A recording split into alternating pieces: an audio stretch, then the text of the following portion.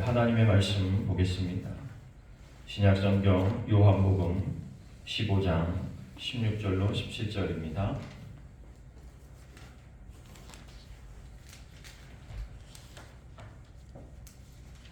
신약성경 요한복음 15장 16절 17절.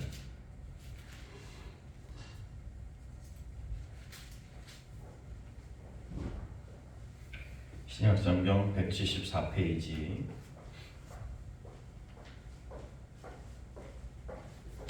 요한복음 15장 16절 17절.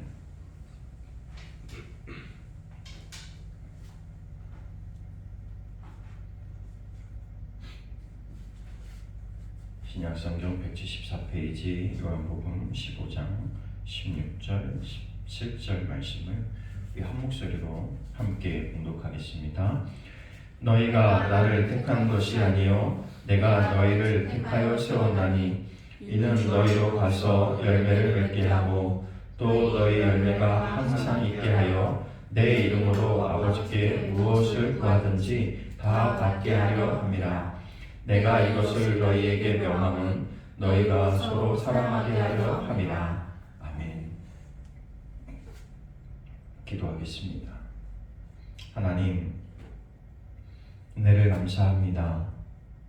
이제 누가 뭐래도 우리 가운데 완연한 봄이 시작되고 있습니다. 하나님, 우리가 겨울과 같은 신앙의 옷을 벗어버리게 하시고 이제 우리의 영혼에 새 힘을 허락하여 주셔서 이 새 봄의 계절처럼 우리 가운데 생명이 충만하게 도와주시고 또 우리 안에 있는 생명을 나누기에 부족함이 없는 귀한 계절로 살아갈 수 있도록 하나님 은혜를 더하여 주옵소서.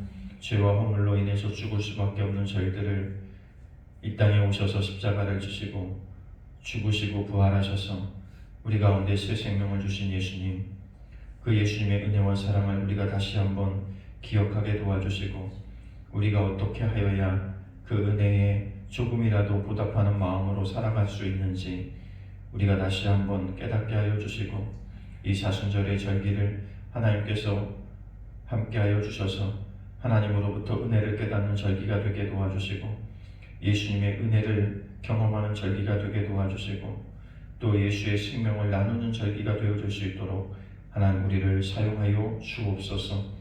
이 시간도 하나님 우리가 온전히 하나님 앞에 예배자로 나아가기를 원합니다. 하나님께서 우리의 예배를 받아 주옵시고 우리 가운데 하나님의 음성이 들려지게 도와주시고 하나님의 뜻과 섭리가 우리를 통해서 온전히 이루어질 수 있도록 인도해 주옵소서. 하나님의 꿈이 우리의 꿈 되게 도와주시고 또 우리의 꿈이 나의 꿈이 될 수 있도록 은혜를 더하여 주셔서 우리의 삶 전체를 통하여 하나님의 꿈을 이루어 드릴 수 있는 거룩한 삶의 터전이 될 수 있도록 하나님 우리 가운데 필요를 공급하여 주시고 또 은혜를 더하여 주시고 하나님의 생명력을 더하여 주시고 무엇보다도 성령으로 충만케 하여 주셔서 우리에게 주어진 그 사명을 능히 잘 감당할 수 있도록 하나님 인도해 주옵소서. 오늘도 하나님 말씀 가운데 나아가기를 원합니다. 하나님 말씀 속에서 깨닫게 하여 주시고 그 말씀을 통하여 우리로 하여금 새 힘을 얻게 하시고 또 얻은 새 힘을 가지고 세상에서 반드시 승리할 수 있도록 하나님 은혜를 더하여 주옵소서. 오늘도 성령께서 말씀을 전하는 자나 듣는 이들이 한 성령으로 아름다운 교통의 시간이 될 수 있도록 인도하시기를 원하며 예수님의 이름으로 기도하옵나이다. 아멘. 우리 함께 선포하며 나아가겠습니다. 한 영혼을 주님께로 잘 되고 있습니다. 더 잘 될 것입니다. 기도하면 됩니다. 믿으면 됩니다. 예배하면 기적이 일어납니다. 아멘. 오늘도 예배하는 가운데 하나님의 놀라운 은혜와 기적이 우리의 삶에 시작되어질 수 있기를 간절히 축복합니다.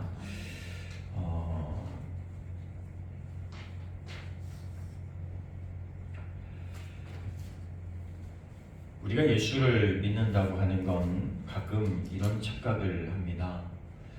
내가 교회를 다니기 시작했기 때문에 예수를 믿는다.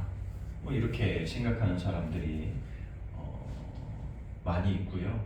은연중에 우리도 그런 생각을 할 때가 많습니다. 내가 교회를 선택하고 내가 예수님을 선택한 것처럼 이렇게 생각하는 경우가 굉장히 많죠. 그러나 오늘 성경은 분명히 우리에게 말합니다. 너희가 나를 택한 것이 아니요 내가 너희를 택하여 세웠다. 그러니 여러분, 오늘 우리가 꿈의 교회를 섬기고 있는 건 결단코 우연이 아닌 거죠. 하나님께서 선택해서 세웠기 때문에, 하나님 선택하지 않으면, 부르지 않으면, 하나님이 세우지 않으면 그곳에 거할 자가 아무도 없는 것이 사실이거든요. 근데 오늘 우리가 예수 믿고 구원받았다고 하는 사실, 그리고 우리가 꿈의 교회라고 하는 곳을 섬기고 있다고 하는 사실은 하나님께서 우리를 세우고 부르셨다는 확신이 필요해요. 사람들이 이렇게 신앙생활 하다 보면 그런 것들을 많이 느끼죠. 작은 교회 다니기 때문에 괜히 큰 교회 다니는 사람들 보면 괜히 뭔가 기죽는 것 같고 자존감이 좀 낮아지는 것 같고 이런 생각을 은연중에 우리는 하면서 살아가죠. 그러나 여러분, 하나님이 세우신 교회는 이 땅에 있는 건물이 교회가 아니에요. 이 땅에 세우신 그 건물의 크기가 교회의 크기가 아니란 말이에요. 하나님이 세우신 교회는 우주적 교회예요. 그래서 전 세계 어디에 있거나 아니면 우리가 저 달나라에 있거나 우리가 뭐 화성에 지구 다음에 기지를 세운다고 하거나 그곳에 있거나 중요한 건 뭐냐면 하나님은 한 분이시고 하나님은 한 교회를 세우셨다는 거예요. 그러니까 여러분, 중요한 건 내가 오늘 이 자리에 있다고 하는 사실이 중요한 것이고 내가 오늘 예수를 믿고 있다고 하는 사실이 중요한 거지, 큰 교회를 다니느냐 작은 교회를 다니느냐는 아무런 의미가 없어요. 왜냐하면 교회는 건물이 아니기 때문에 그래요. 오늘 우리가 대한민국의 대부분의 교회는 11시에 예배를 드리죠.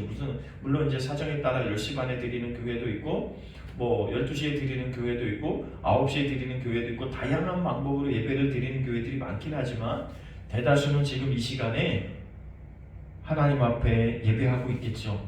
그러나 그 모든 예배하는 모든 교회는 다 하나님의 교회인 거예요. 하나님이 세우신 교회는 건물을 세우신 게 아니에요. 야, 이곳에 몇 평짜리 건물을 지어 라고 해서 교회를 세우신 게 아니고 이곳이 교회야 라고 말씀하신 게 아니라 예수 그리스도를 섬기고 있는, 구주로 믿고 있는, 하나님을 영접하고 예수 그리스도를 영접한 우리 모두가 다 교회라는 사실이에요. 그러니 여러분, 누구를 만나도 우리는 대등한 하나님의 자녀인 거죠. 한 가족인 거죠. 그런데 왜 굳이 어떤 교회 공동체를 하나님 보내셨을까? 그거 역시도 중요한 건 하나님께서 부르셨다고 하는 확신이 필요해요. 그럼 목사들도 마찬가지겠죠. 큰 교회 목사님들 만나면 괜히 주눅 들고 비슷한 교회 목사님들 만나면 좀 대등한 것 같고 우리보다 못한 교회 목사님 만나면 내가 조금 우월한 것 같고, 여러분 이건 굉장히 잘못된 거예요.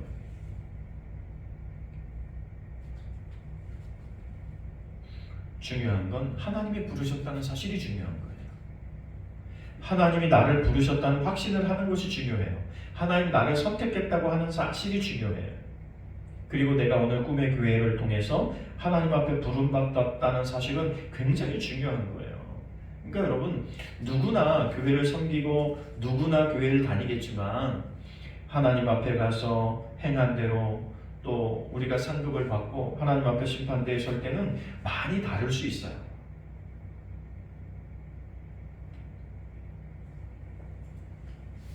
그럼 지난주에도 그런 말씀을 드렸지만 우리가 꿈꾸는 교회부, 우리가 꿈꾸는 교회 성장, 이런 것들은 사실 따지고 보면 나로부터 시작된다고 말씀드렸잖아요.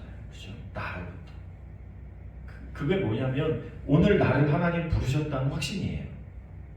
하나님께서 나를 부르셨기 때문에 세상에 내가 어디에 있던가는 전혀 관계가 없어요. 그렇지 않아요?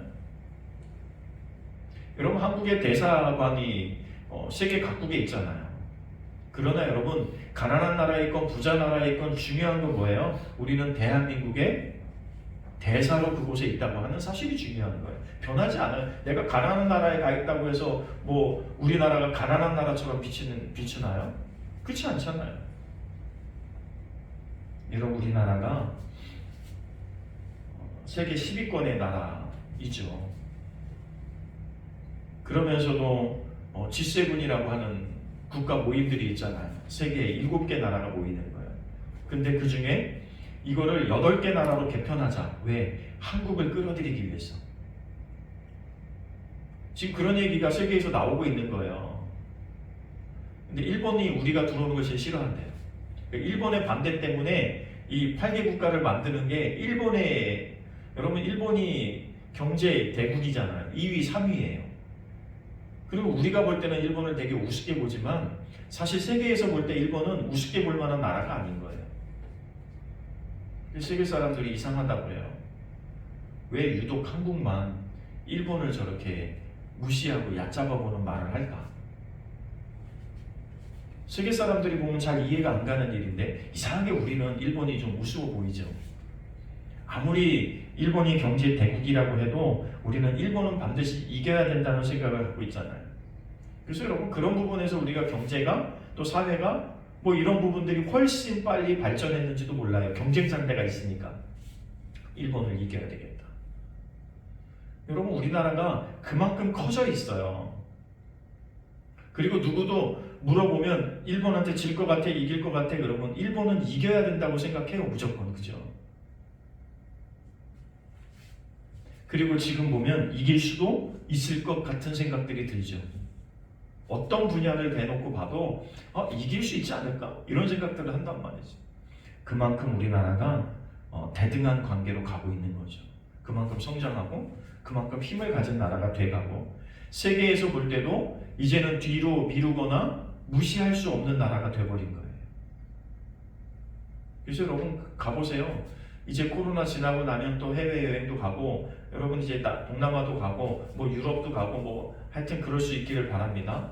그런데 가보면 느끼는 게 뭐냐면 지금은 한국말을요 한두 마디쯤 모르는 사람 찾는 게 더 어려워요. 관광지 주변으로는 어느 나라를 막론하고 한국말을 한두 마디쯤 할 줄 아는 사람들이 너무 많다는 거예요. 한국말을 어떻게 배웠어요? K-pop. 한국 음식 뭐 좋아해요? 옛날에는 뭐 불고기 이거 하나였지만 지금은 아주 다양한 음식을 좋아합니다. 그래서 한국 음식, K-푸드. 하여튼 요즘은 K 붙으면 다 잘 되는 시기예요. 하나님께서 왜 우리나라를 이만큼 그래서 뭐 여러분 정신적, 문화적 사람들이 와서요 깜짝깜짝 놀래요. 여러분 유럽이 선진국이잖아요. 그런데 선진국 사람들이 와서 우리나라를 와서 깜짝깜짝 놀래요. 야, 우리가 선진국이라고 말했는데 한국에 와서 보니까 한국 사람들의 문화 수준은 대단합니다, 여러분. 여러분 공중 화장실이 우리 집 화장실처럼 깨끗하고 비데가 설치된 나라가 그렇게 없어요. 많이 없는 게 아니라 아예 없어요. 근데 여러분 우리는 뭐 보셨잖아요. 휴게소 같은 데 가도 비데가 있는 나라가 우리나라예요. 그리고 뭔가 지저분하면 깨끗이 해야 될 것 같은 의식을 갖고 사는 나라가 우리나라예요. 길거리에 쓰레기통이 없어도 길거리가 깨끗한 나라가 우리나라예요. 이상하잖아요. 그 사람들이 와서 놀래는 거예요. 이거 하나, 휴지 하나, 문화적 수준이 다르다는 거예요. 여러분 우리나라는 웬만하면 그냥 핸드펜 여러분의 핸드백 같은 거 그냥 식당에서도 두고 화장실 갔다 오는 사람들도 굉장히 많잖아요.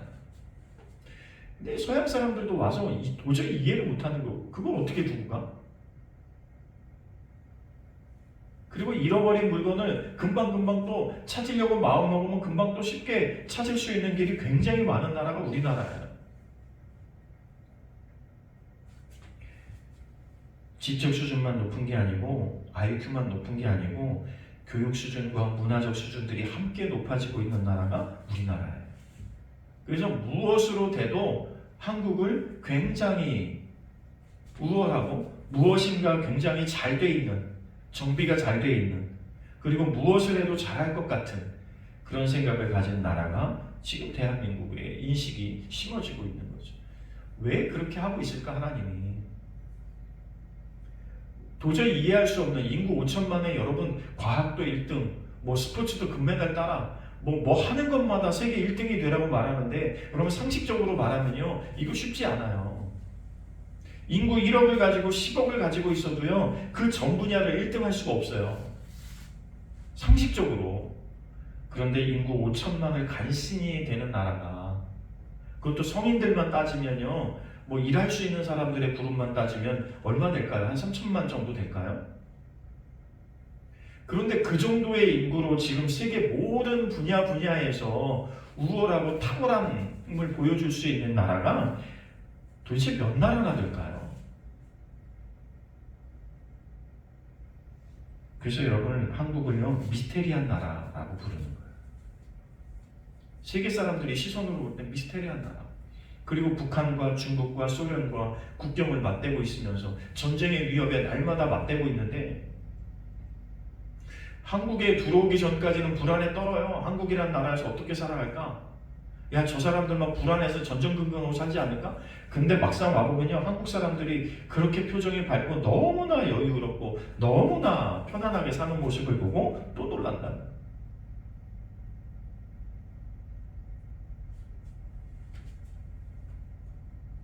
여러분, 우리나라를 왜 하나님께서 이렇게 만들어가고 계실까? 왜 사람들은 미스테리한 국가라고 말할 수밖에 없는 이 나라가 세계 탑 클래스의 기술들을 가지고, 문화를 가지고, 지식 수준을 가지고, 어디에 대해서도 빠지지 않는 탁월한 인재들을 만들어내고 있는 나라, 하나님께서 그것을 허락하는 분명한 이유가 있죠.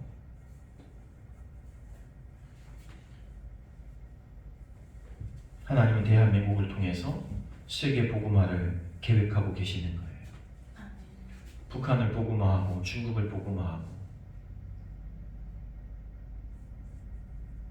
지금 여러분, 제가 전에도 말씀드렸지만 세계에서 선교사를 가장 많이 파송하는 나라가 미국이라고 말하지만, 인구 대비로 말하면 대한민국을 따라올 수가 없어요. 인구 대비로, 여러분, 미국의 인구가 그만한 인구를 가지고 그만큼 하는 것과 지금 5천만이라는 나라에서 그만큼 하는 것은 많이 다릅니다. 국민 숫자로 비교했을 때 우리나라는 지금 미국을 제끼고 월등한 선교 국가가 되어 있어요. 우리가 교회 신앙생활을 좀 하다 보면 내 주변에 한 다리 건너서는 선교사가 있고 한 다리 건너서는 외국 나가서 목회하는 목사가 있는 나라가 우리나라예요.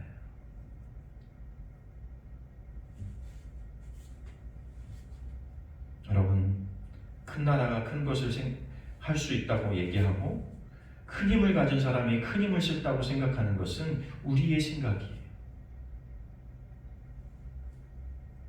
하나님은 작은 것을 들어서 큰 것을 부끄럽게 하신다고 하는 것이 하나님의 생각이에요. 먼저 된 자가 나중 될 수도 있고 나중 된 자가 먼저 될 수도 있다고 하는 것이 하나님의 법칙이에요. 여러분, 오늘 한국을 통해서 하나님께서 하고자 하는 일이 있겠죠. 한국을 선택하신 이유가 하나님 분명히 있으실 거예요. 그죠? 그런 취지에서 보면 오늘 하나님께서 우리를 꿈의 교회라고 하는 공동체에 있게 하고 오늘 우리를 이 자리에 있게 하신 분명한 이유가 있겠죠. 여러분, 그 이유를 깨닫고 그 사명을 깨닫는 게 굉장히 중요합니다. 그러면 내가 어디에 있든 간에 흔들리지 않아요. 내가 어디에 있든 상관없어요. 전혀 자존감에 흔들림이 없어요.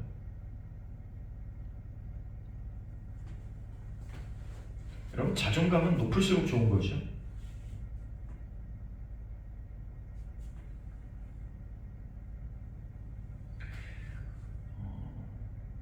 자존감은 낮고 자존심만 세가지고, 이런 사람들은 싸움을 많이 하고 잘 삐지고 잘 속상하고 그냥 세상 보면서 괜히 내가 그거 못 되는 것 같으니까 자꾸 자존감은 낮아지는 거죠. 그런데 여러분, 자존심은 사실 아무 의미가 없어요. 그죠? 우리가 살아가는데 자존심은 별 의미가 없어요. 자존심을 부린다고 하는 것, 자존심을 세운다고 하는 건 반대로 얘기하면 자존감이 낮다는 거예요. 여러분, 우리는 신앙의 자존감이 좀 필요해요. 신앙의 자존감을 세울 필요가 있어요. 자존심 같은 건 좀 잃어버려도 되는데 그런 건 안 세워도 돼요. 사람들이 나를 무시하거나 말거나 사실은 그런 건 좀 신경 안 써도 돼요. 중요한 건 뭐냐면 하나님이 나를 부르셨다는 거예요. 우리 한번 해볼까요? 가슴에 손을 놓고 하나님, 나를 불러주셔서 감사해요. 나를 불러주셔서 감사해요. 분명히 이게 필요해요. 오늘 하나님께서 우리에게 이렇게 말하는 거예요. 너희가 나를 택한 거라고 착각하지 마. 오늘 너희를 선택한 건 바로 나야. 하나님께서 부르셔서 지명해서 선택해서 오늘 우리를 부르셨다고 하는 사실을 잊지 않는 게 중요해요. 그러면 여러분, 우리나라 대사로 뭐 아프리카에 가 있든 좀 뭐 가난한 나라에 가 있든 아무 상관이 없는 거예요. 나의 국적은 대한민국인 거잖아요. 나의 아버지는 하나님이신 거예요. 아멘. 나의 국적은 천국인 거예요. 그러니 여러분, 내가 오늘 어디에 있던가가 그렇게 중요하지 않습니다. 중요한 건 뭐예요? 하나님 나를 부르셨다고 하는 거예요. 이게 신앙의 자존감이에요. 이 신앙의 자존감이 있으면요, 뭐 세상에서 말하는 가치, 세상에서 말하는 크기, 세상에서 말하는 성공, 이게 별 의미 없다는 걸 금방 발견할 수 있게 돼요. 나의 의미는 뭐예요? 부르신 하나님 앞에 성실하게 나의 책임과 의무를 다하면 되는 거 아니에요? 내가 어디에 있던 간에 상관없이 하나님이 나를 부르셨다는 그 책임을 다하면 돼요. 그러면 주님 뭐라고 말씀하실까요? 잘했다, 착하고 충성된 종아. 여러분, 이 소리는요, 큰 교회를 섬겨서 듣는 게 아니에요. 오히려 여러분, 큰 교회를 섬기는 사람들이요, 상급이 더 없을 수 있어요. 자기만 예배하거든요. 자기만을 위해서 살거든요. 자기 것만 하거든요.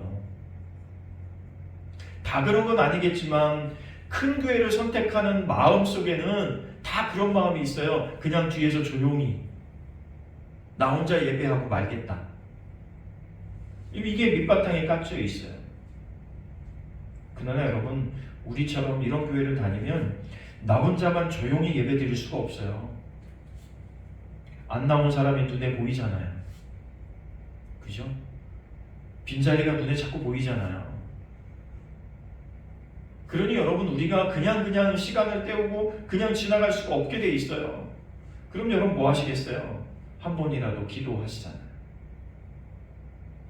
하나님, 오늘 저 자리가 있어야 되는데 비어있네요. 그 안타까운 마음으로 기도 한 번이라도 하게 되잖아요.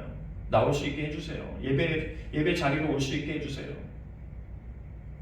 이 빈자리가 내가 전도하고 복음을 전하고 있는 그 사람들로 인해서 이 빈자리가 채워졌으면 좋겠어요. 그럼 한 번이라도 우리가 계속해서 기도하는 마음으로 살아가잖아요. 누구의 상급이 클까요?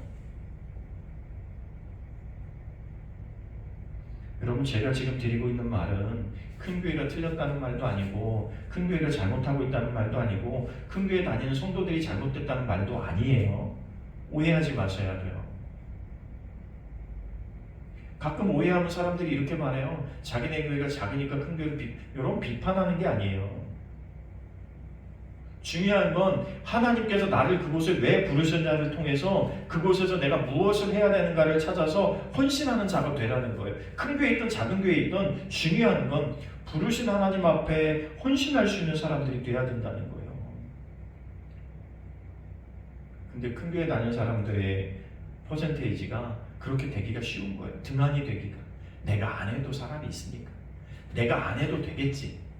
나 하나쯤 없어도 뭐 충분하잖아.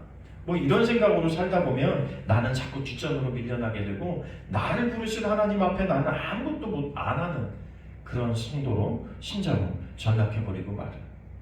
그럼 주님 앞에 갔을 때 너 뭐 하다 왔어? 너 뭐 하다 왔어? 라고 말하면 아무것도 없는. 하나님께서 부르신 이유는 뭐냐면 너희로 하여금 가서 과실을 내는 데 있다는 거예요. 다시 말하면 너를 통해서 내가 얻고자 하는 게 있다는 말이에요. 예수님 오늘 이렇게 말씀하시는 거예요. 하나님 오늘 우리에게 이렇게 말씀하시는 거예요. 내가 너를 선택해서 불렀는데 중요한 건 너를 통해서 내가 얻고자 하는 게 있어, 이런 말이에요. 왜 불렀겠어요? 괜히 왜 우리를 불렀겠어요? 그럼 우리를 통해서 무엇인가 하나님께서 하실 일이 있다는 거예요. 여러분, 그것을 깨닫는 걸 뭐라고 말하냐면 소명이라고 말하고, 그것을 행동으로 옮기는 걸 뭐라고 말하냐면 사명이라고 말하는 거예요. 부르심의 이유를 깨닫는 걸 소명이고, 그 부르심의 이유대로 살려고 결단하는 걸 사명받은 사람으로 말하는 거예요. 여러분, 우리는 하나님께서 다 소명이 있어서 부른 사람들입니다. 그래서 그 사명을 감당해야 돼요. 그러면 큰 교회에 있거나 작은 교회에 있거나 도시에 있거나 시골에 있거나 아무 상관이 없어요. 부르신 하나님 앞에서 내가 성실히 그 일을 해낼 수만 있다면, 여러분, 하나님께서 오늘 여러분을 기도자로 부르신 거예요? 예배자로 부르신 거예요? 그리고 오늘 우리가 계속해서 이야기하고 있는 것처럼 전도자로 부르신 거예요. 여러분, 이건 변치 않는 거예요. 하나님께서 굳이 왜 우리를 불러서 이래라 열매 맺어라, 과실을 맺어야 된다라고 말씀하고 있는 걸까요? 그냥 하나님 마음에 드는 사람 쏙쏙쏙 뽑아가지고 천국 가자 그러면 되지. 그렇지 않아요? 하나님이 선택해가지고 이쁜 사람, 마음에 드는 사람, 말 잘 듣는 사람, 여러분 이런 사람들만 쏙 뽑아가지고 그냥 천국 데리고 가면 훈련시킬 필요도 없어. 또 하나님도 우리 때문에 우리 기도 들어서 뭐 날마다 울고 뭐 하는데 응답하기 위해서 하나님께서 뭐 이런 거 하나도 필요 없잖아.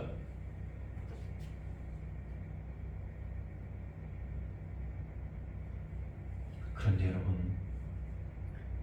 하나님이 다 하실 수 있지만 오늘 그 일을 우리에게 맡기고 계시는 거예요. 하나님이 다 하시면 우리는 상급도 필요 없고 그냥 구원받은 거 하나로 감사하고 천국 가야 될 수도 있어요. 그죠? 선택받은 것에 그저 감사하면서.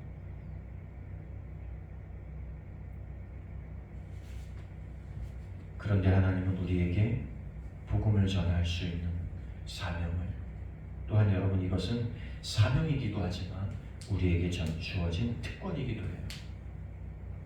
복음은 아무나 전하지 않아요. 여러분, 복음은 아무나 전할 수 있는 게 아니에요. 내가 복음을 전해야지라고 해서 전해질 수도 있는 것도 아니에요.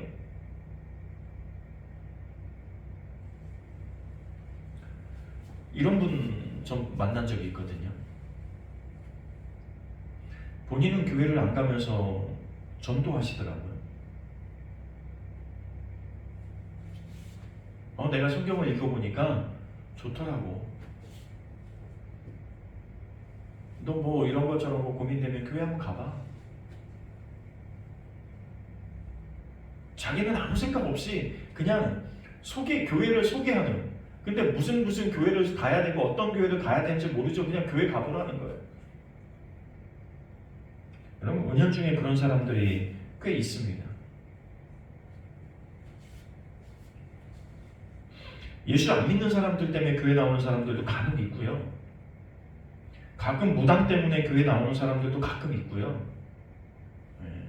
저는 제 주변에서 그런 걸 경험하고 나니까 그런 줄 알았는데 의외로 많더라고요. 무당을 통해서 교회 나간 사람들이.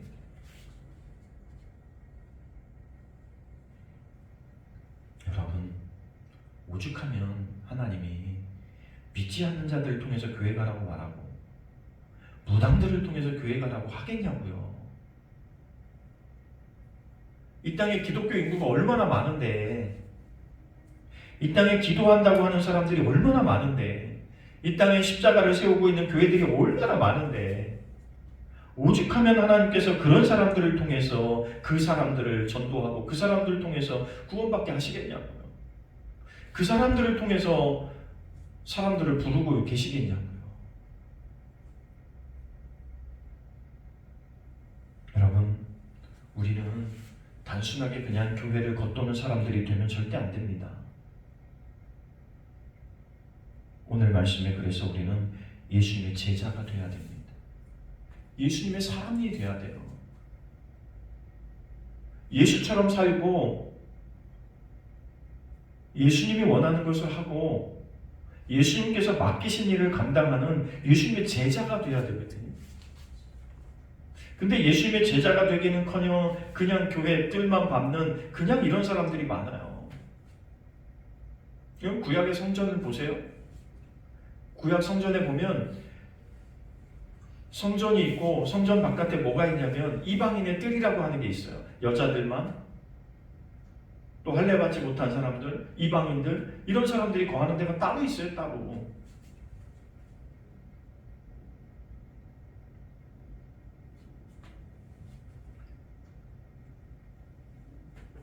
오늘날 많은 사람들이 그냥 예배 시간에 와서 앉아있는 것으로 이방인처럼, 구경꾼처럼 그냥 앉아있는 사람들이 점점 많아지고 있는 거죠. 여러분, 인터넷으로 예배를 드리면 안 되나요? 온라인 예배는 안 되나요? 여러분, 온라인 예배가 안 되는 건 아니죠. 피치 못할 때 온라인 예배를 드릴 수 있죠. 그리고 말씀 속에서 우리는 얼마든지 은혜를 경험할 수 있습니다.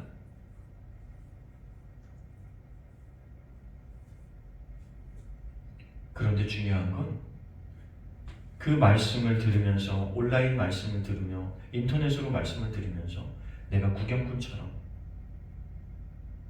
그냥 그렇게 보는 것으로 그치는 신자가 많아지는 게 우려되는 거지. 여러분, 인터넷으로 예배를 드려도 또 우리 교회도 설교를 그냥 녹화해가지고 올려드리잖아요. 들어도 중요한 건 뭐냐면 말씀을 듣고 나서 내가 저렇게 살아야지라고 결단하고 그렇게 살아내서 삶의 현장에 옮겨져서 내가 그렇게 열매를 맺으면서 예수의 사명을 감당해가면서 예수 제자로서의 삶을 감당해가면서 살아간다면 아무 문제가 없죠. 그런데 많은 사람들은 그냥 오늘 말씀 들었네, 내가 오늘 예배 참석했네, 그것으로 때우는 게 문제라는 거예요. 그러니 여러분, 그렇지 않기 위해서 우리가 모이기를 힘써야 되고 어떻게든 모여서 예배드리고 또 공동체 안에서 우리가 교류되는 감정과 또 이 안에서 공유되고 있는 그런 성령의 역사들은 또 다를 수 있거든요. 다룰 수 있는 정도가 아니라 많이 다릅니다. 그리고 성도들이 모여서 함께 교제하고 대화하는 것, 그 모든 것들이 헛일이 아니잖아요. 저런 생각을 하고 있구나. 우리 교회 저런 분들이 있구나. 우리 교회가 이런 걸 해야 되는구나. 우리 교회의 사명은 이거구나. 오늘 그걸 위해서 우리가 이걸 해야 되는구나. 여전교회는 이걸 해야 되고 남전교회는 이거 해야 되고 우리 구역은 이거 해야 되고 여러분, 이런 것들을 만들어내는 것이 교회가 생산적인 거잖아요. 그런데 온라인으로 예배를 드려서는 그렇게 살아갈 수가 없다는 거예요. 그냥 나 하나 유지하고 그냥 내 멋대로, 내가 선택한 대로, 나 은혜 받은 대로 그냥 그렇게 사는 것에서 끝나버리는 신자, 아니면 오늘 예배를 드리고 설교를 들었으니까 그냥 그것으로 자족하는 신자가 되어버릴 수 있다는 것. 하나님이 오늘 내가 너를 선택하여 지명해서 너를 불렀다고 말하는 이유는 뭐냐면 과실을 맺으라는 거예요. 그리고 그 과실은 항상 있어야 된다는 거예요. 그죠? 항상 있어야 된다. 그래야 어떻게 된다는 거예요? 내 이름으로 아버지께 무엇을 구하든지 다 받게 하려 합니다. 여러분, 이 말씀만 놓고 보면 우리가 날마다 기도하는데 10년, 20년 기도하는데 왜 안 될까? 여러분, 이 말씀 속에서 보면 뭐예요? 하나님께서 원하시는 과실을 내가 항상 맺고 있지 않을 수도 있다는 거예요. 그 과실을 맺기 위해서 기도해 보세요, 여러분. 하나님이 원하시는 그 과실을 맺기 위해서 기도해 보세요, 여러분. 하나님이 원하시는 그 소명, 부르신 소명, 그리고 하나님께서 감당하라고 하는 사명을 위해서 기도해 보세요. 그리고 나서 여러분의 기도가 응답되나 안 되나 한번 보세요.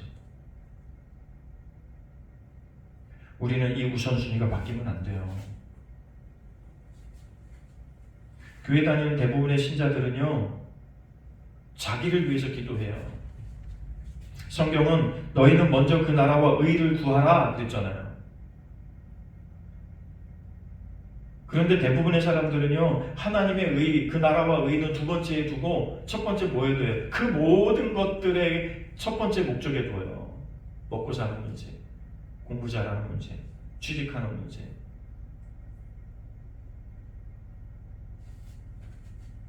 돈 버는 문제, 성공하는 문제.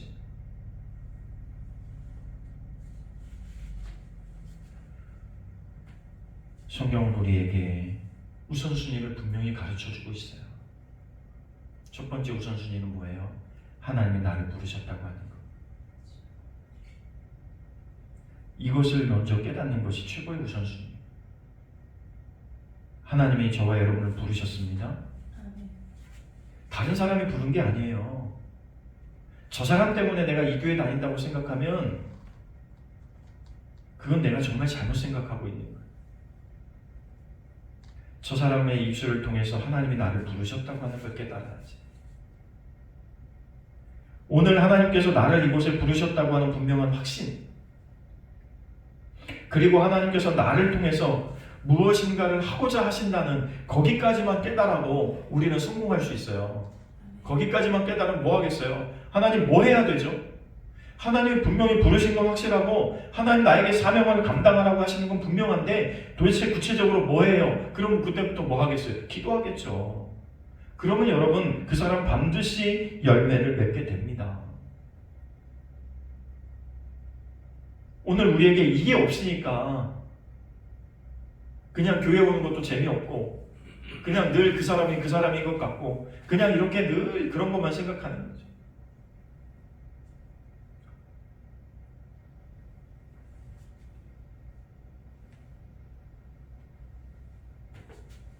여러분 한 주간 동안 여러분 세상 가운데 살아갈 때 분명한 확신 속에 사시기를 바랍니다. 하나님 나를 부르셨어. 하나님 나를 선택하셨어. 하나님이 나를 이곳에 있게 하셨어. 사람이 아니라 하나님이 하셨어. 그러면 여러분 실망할 것도 없고 뭐 자존심 부릴 것도 없고 누가 뭐라고 하는 거 별거 신경 쓸 필요 없어요. 하나님이 나를 부르셨기 때문에 하나님 책임지는 거지. 여러분 우리 교회도 하나님이 세우셨기 때문에 하나님 책임지실 거예요. 기도하는 저와 여러분을 통해서 하나님 반드시 하실 일을 하실 거예요. 그 이유가 분명히 있겠죠. 여러분 가슴에 손을 얹고 우리 다시 한번 해보겠습니다.